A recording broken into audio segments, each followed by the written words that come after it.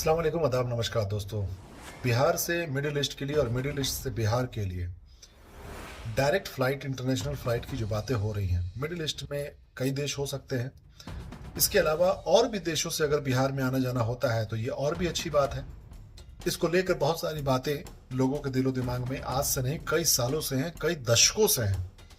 और आज तक बिहार सरकार और केंद्र सरकार ने इसके ऊपर कभी चर्चा करने की कोशिश नहीं करी। इसके ऊपर में किसी तरह का प्लान बनाने की, नीति बनाने की और इसका बेनिफिट बिहार के 14 करोड़ की आबादी को कैसे मिलेगा, इस पर कभी किसी ने ईमानदारी से कोशिश ही नहीं किया।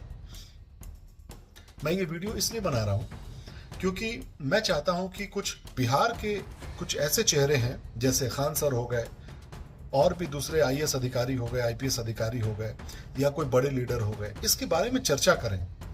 और इस चर्चा से क्या बेनिफिट होगा कि लोगों के बीच में अवेयरनेस फैलेगी तो लोग इस पे बात करेंगे, अपने नेताओं से इसका सवाल करेंगे। अब बात आती है कि इसकी जो टेक्निकलिटीज है, जो इसकी फिजिबिलिटी है, जो टेक्निकल ग्राउंड्स है, उस पर लोग बात करना शुरू कर देते हैं कि नहीं, बिहार में ये समस्या है, वो समस्या है। मैं ये कहना चाहता हूं कि मैं इसकी बात की फिक्र क्यों करूं। मैं एज ए नागरिक, भारत का नागरिक, बिहार का नागरिक, हम वोट देते हैं। हम किसी टेक्निकल ग्राउंड पे तो वोट नहीं देते हैं कि चलो हम सर्वे कराते हैं, एक टेक्निकल एनालिसिस करते हैं किसी कैंडिडेट के बारे में, किसी पार्टी के बारे में, और तब वोट दिया जाएगा। हम वोट देते हैं कि सरकार जिसकी बनेगी वो हमारे सुविधा के लिए काम करेगा। ये काम सरकार का है कि सरकार टेक्निकल चीजों पे काम करे, सरकार पॉसिबल बनाए, सरकार अपने पास हजारों तरह के रिसोर्सेज का इस्तेमाल करके जो भी जनता की सहूलियत के लिए, जनता की फिजिबिलिटी के लिए, जनता के जिंदगी को बेहतर बनाने के लिए जो काम होना चाहिए वो उस पर काम करने के लिए, नीति बनाने के लिए, नियम बनाने के लिए, कानून बनाने के लिए उनके पास मैन पावर है, उनके पास टेक्निकल टीम है, उनके पास सारे रिसोर्सेज है, उनके पास एडमिनिस्ट्रेशन है, तमाम चीजें हैं। इसकी फिक्र करने की जिम्मेदारी मेरी नहीं है। अगर एक भारत का नागरिक ये कहता है कि मुझे स्कूल जाने में बहुत दिक्कत हो रही है, तो भारत सरकार ये नहीं कह सकती है, बिहार सरकार ये नहीं कह सकती है कि अरे तब स्कूल मत जाओ क्योंकि तुम्हारे घर तक स्कूल तक पहुंचाना बहुत मुश्किल की बात है। समझ रहे हैं? ये सरकार की जिम्मेदारी है कि किस तरीके से इसको संभव बनाए, किस तरीके से उसके करीब हम स्कूल को लेकर पहुंचे, किस तरीके से उसके ट्रांसपोर्टेशन का हम जरिया को मजबूत बनाए ताकि वो बच्चा या कोई कॉलेज जाने वाले को कोई दिक्कत ना हो। लेकिन इतनी टेक्निकल बातें जितने लोग कर रहे हैं कि भाई रनवे छोटा है, जगह नहीं है, फलाना है, ढमकाना, मैं कह रहा हूं कि आप इतनी टेक्निकल बातें क्यों सोच रहे हैं। आप सिर्फ वोट देने वक्त टेक्निकल बातें सोचिए। आप सिर्फ वोट देकर किसकी पार्टी सत्ता में होगी उसके बारे में सोचिए। आप इतना ही कर सकते हैं। एक नागरिक, क्या आप सर्वे करते हैं? क्या कोई भी नियम कानून देश में बनता है, आप पॉलिसी मेकर तो नहीं है, आप कानून मेकर तो नहीं है, आप किसी भी तरह के सर्वे के हिस्सा नहीं होते हैं। आपसे सिर्फ एक सवाल पूछ लिया जाएगा, जैसे मैं पूछता हूं कि क्या आपको हवाई जहाज डायरेक्ट मिलेगा अरब जाने के लिए, वो अच्छा लगेगा कि आपको वाया किसी जगह से जाना होगा, वो अच्छा लगेगा?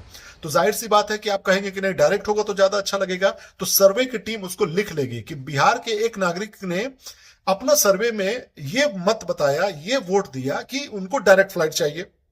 ये काम हम नहीं करेंगे, आप नहीं करेंगे, ये काम सरकार करती है। तो सरकार सर्वे करा ले कि कितने लोग इसके पक्ष में, कितने लोग इसके विपक्ष में। उसके बाद से उसके इकोनॉमिक्स को, उसके प्रॉफिटेबिलिटी को, उसके टेक्निकलिटीज को, उसके तमाम एस्पेक्ट को चेक करने का काम सरकार का है, हमारा आपका नहीं है। इसीलिए बहुत आप लोग इसमें डीप डाइव मत कीजिए। बिहार के 14 करोड़ की आबादी को कैसे सहूलियत मिलेगी, कैसे उसको प्रॉफिट मिलेगा, कैसे उसका जिंदगी आसान होगा, ये डिमांड करना ये हर नागरिक की जिम्मेदारी है और उसको पूरा करना सरकार की जिम्मेदारी है। और सरकार कैसे करती है, कैसे नहीं करती है, ये उसके ईमानदार सोच, उसकी नीयत, उसकी नीति पे डिपेंड करता है। आपका काम, हमारा काम नहीं है। आप आवाज बुलंद कीजिए, आप आंदोलन कीजिए, आप डिमांड कीजिए, आप प्रेशर बनाइए, सरकार से पूछिए। और ये कोई गलत तो है नहीं। लाखों करोड़ों लोग बिहार से बाहर जाते हैं नौकरी करने के लिए, अपने घर को पालने पोसने के लिए। हम किसी तरह के बोझ भी नहीं बनते हैं सरकार पे। उल्टा पैसा भेजा जाता है अरब के देशों से, करोड़ों रुपए का रेमिटेंस होता है और सरकार को उससे फायदा होता है। तो क्या एक छोटा सा सहूलियत बिहार सरकार नहीं दे सकती है बिहार के लोगों को? इसके अलावा और भी कई डिमांड हैं जो बिहार के मजदूर से संबंधित है, लेकिन ये पहला काम होगा जिससे बहुत सारी चीजें ठीक हो जाएंगी। तो मेरी आप सब लोगों से गुजारिश है, नागरिकों से गुजारिश है, मैं किसी नेता से गुजारिश नहीं कर रहा, नेताओं से चाहता हूं मैं कि आप इस पर चर्चा करें, इस पर बात करें, विधानसभा में बात को उठाएं, पार्लियामेंट में बात को उठाएं, जो इससे संबंधित जितने भी मंत्रालय हैं उससे बात करें आप। और जो नागरिक हैं वो सिर्फ डिमांड करें। नागरिक का काम है डिमांड करना, क्योंकि आप जब वोट देते हैं तो वोट आप किसी तरह के टेक्निकल एनालिसिस करने के बाद नहीं देते हैं, आप जात के नाम पे देते हैं, धर्म के नाम पे देते हैं। आप कहते हैं अरे बाप रे ये मेरा जानने वाला है, बन जाएगा कुछ तो हमको ठेकेदारी मिल जाएगा, उस पर आप वोट देते हैं। उस पर जब आप वोट देते हैं तो आपको बाकी के मैटर पे जो आम बिहार के लोगों को या भारत के नागरिकों को किसी तरह का रिक्वायरमेंट है, किसी तरह का डिमांड है, तो उस पर आप उनको टेक्निकल चीजें मत सिखाइए कि ना ये संभव नहीं है, वो आपका काम नहीं है। ये पॉलिसी बनाने वालों का काम है, ये पीछे बैठे हुए उन प्रशासनिक अधिकारियों का काम है जो आईएएस आईपीएस बन के जाते हैं, जो यूपीएससी क्रैक करके जाते हैं। और नेताओं के ऊपर में सवाल करना ये आपकी बस जिम्मेदारी है। उम्मीद करते हैं बात समझ में आएगी। तो बिहार की जनता जो 14 करोड़ की जनता है, जिसमें करोड़ों लोग विदेशों में जाके काम करते हैं, सिर्फ मिडिल ईस्ट ही नहीं लेकिन नंबर ऑफ पीपल जितना बिहार के हैं वो सबसे ज्यादा मिडिल ईस्ट में है। अगर बिहार के लोग 1 करोड़ मान लीजिए बाहर होंगे विदेश में, तो उसमें से 70-80 लाख लोग मिडिल ईस्ट में होंगे, कुछ ही लाख लोग होंगे अमेरिका, कनाडा व यूरोप की कंट्रीज में। तो मिडिल ईस्ट एक ऐसा सेंटर है जहां से अमेरिका से भी जब लोग आते हैं, मैं खुद अमेरिका से जब आया था तो बीच में कतर या दुबई या इस तरीके की जगह से होकर आया था, तो वो उनके लिए कोई प्रॉब्लम की बात नहीं, क्योंकि वो 18-20 घंटे का फ्लाइट ऐसा ही होता है।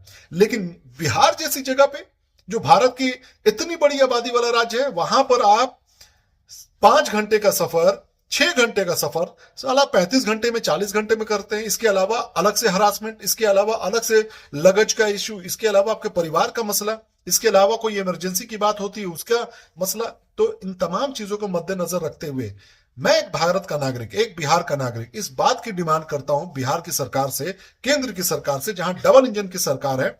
आग्रह करता हूं नरेंद्र मोदी जी से, नीतीश कुमार जी से और विपक्ष के तमाम नेताओं से, हमारे सीवान के विधायक जो हैं मंगल पांडे जी से, तमाम लोगों से मैं रिक्वेस्ट करता हूं कि आप लोग इस पर काम करें, ईमानदारी से काम करें और जनता को सहूलियत देने के लिए बराए मेहरबानी हम आपसे रिक्वेस्ट करते हैं कि इस पर आप लोग काम शुरू करें, नीति बनाइए। और डायरेक्ट जो अभी देखिए एक सरकार ने शुरू किया था 2010 से ही कि एक अनुदान देने के लिए इसको, जिसके बारे में मैंने कुछ देर पहले पोस्ट भी किया था कि 5 लाख या 10 लाख रुपए का कुछ इस तरीके का जो नुकसान होता है अगर एयरलाइंस वाले को, तो वो सरकार की तरफ से मदद मिलेगी। कुछ पॉलिसीज आ रही हैं, ऐसी बात नहीं है, लेकिन इस पर ईमानदारी से काम नहीं हो रहा है। बिहार को मजदूरों का राज्य बना के रख दिया गया, दैट्स इट। उम्मीद करते हैं आप लोगों को बात समझ में आई होगी। टेक्निकलिटीज में मत जाइए, डिमांड आप रेज कीजिए, आप डिमांड की बात कीजिए, इसके अलावा कुछ नहीं। ये पॉलिसी बनाने का काम, टेक्निकल चीजों को देखने का काम, मैन पावर का काम, उसके क्रियान्वयन का काम, उसके एग्जीक्यूशन का काम, तमाम चीजों की जिम्मेदारी सरकार की है, आपकी नहीं। और सिर्फ आप सरकार बनाने में अगर इतनी टेक्निकल बातें सोच सकते हैं, तब आप एक अच्छे नागरिक कहलाइएगा। धन्यवाद। जय हिंद।